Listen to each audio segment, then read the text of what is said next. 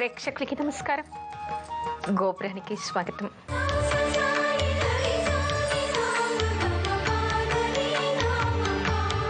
శాంతి పంచమి రోజు పూజ ఏ విధంగా చేయాలి? నవరాత్రుల్లో వచ్చేటువంటి ఈ ఆశ్వేజ శుద్ధ పంచమి రోజు ఉపాంగ లలితా వ్రతం అంటారు. అంటే లలితా వ్రతం చెయ్యాలి అని. అయితే దీనికి తిథి నిర్ణయం ఏ విధంగా చేయాలో కూడా తెలుసుకోవాలి. దీనికి మనకి ధర్మసింధు లాంటి గ్రంథాలు ఏం చెప్తున్నాయంటే మధ్యాహ్నం వేళకి పంచమి ఉండాలిట. అంటే ఒక్కొక్కసారి ఏమవుతుంది, సూర్యోదయ కాలానికి ఉన్నటువంటి తిథిని మాత్రమే గ్రహించి మనం పూజలు నిర్వహిస్తూ ఉంటాం. కానీ అన్ని పండగలకి మనకి సూర్యోదయానికి ఉండాలి అనేటువంటి నియమం లేదు. మనకి పితృకార్యాలు చేసినప్పుడు మధ్యాహ్నం ఉండాలి, సంకటహర చతుర్థి చేసినప్పుడు రాత్రి చంద్రోదయానికి ఉండాలి, కొన్ని పూజలకి మాత్రం సూర్యోదయానికి ఉండాలి, మరికొన్ని వ్రతాలకి అపరాహ్నం వేళకి ఉండాలి. అపరాహ్నం అంటే మిట్ట మధ్యాహ్నం వేళకి తిథి ఉండాలి. అయితే ఈ లలితా వ్రతానికి శాంతి పంచమి రోజు, అంటే ఈ పంచమిని శాంతి పంచమి అంటారు. ఈ పంచమి నాడు లలితా వ్రతం చేయాలి. అయితే ఆ పంచమి మధ్యాహ్నానికి ఉండాలి. ఒకవేళ 2 రోజులకి ఈ తిథి వ్యాపించి ఉంటే పూర్వదినమే చేయాలి.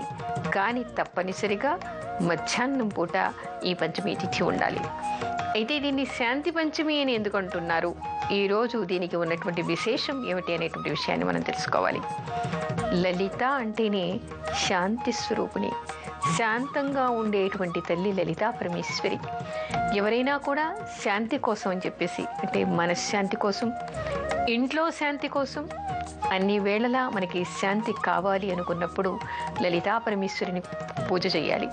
లలితా సహస్రనామాలు చదివితేనే మనశ్శాంతి చేజిక్కుతుంది. అదేవిధంగా పౌర్ణిమ రోజు రాత్రి లలితా సహస్రనామం చేస్తే ఎవరికైనా మానసిక వ్యాధులు పోయి శాంతి చేకూరుతుంది. అంటే లలితా పరమేశ్వరి అంటేనే శాంతి స్వరూపిణిని, శాంతిని మనకు ప్రసాదించేటువంటి దేవత అని మనకి ఇక్కడ అర్థమవుతోంది. అయితే ఆ శాంతి స్వరూపిణి అయినటువంటి లలితా పరమేశ్వరి వ్రతాన్ని ఎప్పుడు చెయ్యాలి అంటే ఆశ్వేజ శుద్ధ పంచమి రోజు ఈ వ్రతాన్ని చేయాలి అంటారు. అయితే ఈ పంచమి రోజు వ్రతాన్ని ఏ విధంగా చేయాలి అంటే మధ్యాహ్నానికి పూజ చేయటం ఇక్కడ విశేషం. అన్ని పూజలు తెల్లవారుజామున చేయాలని, సూర్యోదయానికి చేయాలి అని చెప్పుకుంటూ ఉంటాం. కానీ ఈ వ్రతాన్ని మాత్రం మధ్యాహ్నం పూట చేయాలని చెప్తూ ఉన్నారు. అయితే తెల్లవారుజామున లేచి మామూలుగానే నిత్యవీధిగా చేసేటువంటి నవరాత్రి పూజనంతా కూడా పూర్తి చేసుకున్న తర్వాత మధ్యాహ్నం పూట, అంటే నవరాత్రి దీక్షలు చేసే వాళ్ళకి ఈ శాంతి పంచమి రోజు ప్రత్యేకంగా కలశ స్థాపన చేయవలసినటువంటి అవసరం లేదు, ప్రత్యేకంగా స్థాపించేటువంటి అవకాశం ఏమీ లేదు. ఎందుకు అంటే నవరాత్రి దీక్ష కోసం అని చెప్పేసి వీళ్ళు పాడ్యమి రోజే అమ్మవారిని స్థాపించి ఉన్నారు. లేదు, కొంతమందికి వీలు కాలేదు. నవరాత్రి దీక్ష పాడ్యమి రోజు వాళ్ళు ప్రారంభించలేదు అంటే ఈ పంచమి రోజు కలశ స్థాపన చేసి అమ్మవారి పూజని, నవరాత్రి దీక్షని వీళ్ళు ఈ రోజు నుంచి ప్రారంభించవచ్చు. అఖండ దీపారాధన చేయాలి, అమ్మవారిని స్థాపించాలి. ముందే స్థాపించి ఉంటే అదే విగ్రహానికి అక్కడ పూజ చేయవచ్చు. లేదు, ఈ రోజే ప్రారంభించవచ్చు.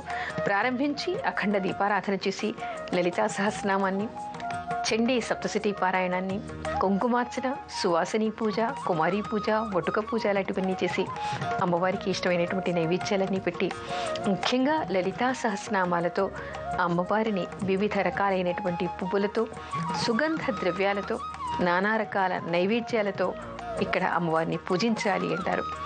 ముఖ్యంగా అందరూ కలిసి లలితా సహస్రనామ పారాయణం చేయడం విశేషంగా చెప్పబడింది.